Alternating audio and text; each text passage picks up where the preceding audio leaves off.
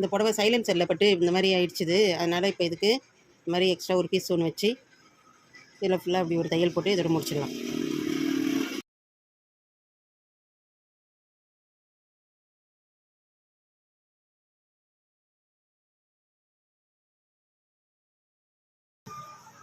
இந்த இடம் ரொம்ப மெல்ட் ஆயிடுச்சு, அதனால் அதை மட்டும் கட் பண்ணி எடுத்துடலாம்.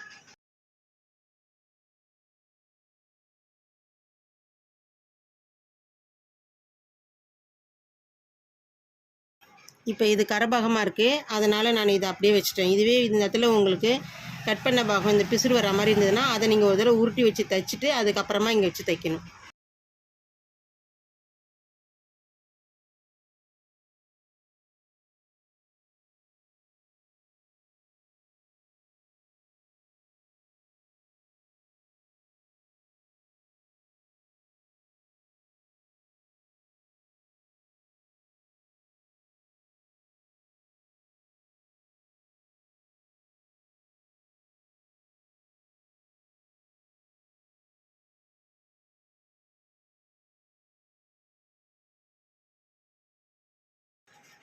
இதே கலர் துணி கிடச்சதுனால இதை வச்சு அடிச்சிட்டோம். அப்படி கிடைக்கலன்னாக்கா நீங்கள் அழகாக ஃபால்ஸ் வாங்கி நீட்டுக்கு அடிச்சிட்டிங்கனாக்கா அது தெரியாது. அப்படியே நல்லா அந்த இடமும் உங்களுக்கு பிசுறு இல்லாமல் ஃபுல்லுமே இந்த இடத்துல கொலுசுலலாம் மாட்டாமல் நல்லாயிருக்கும்.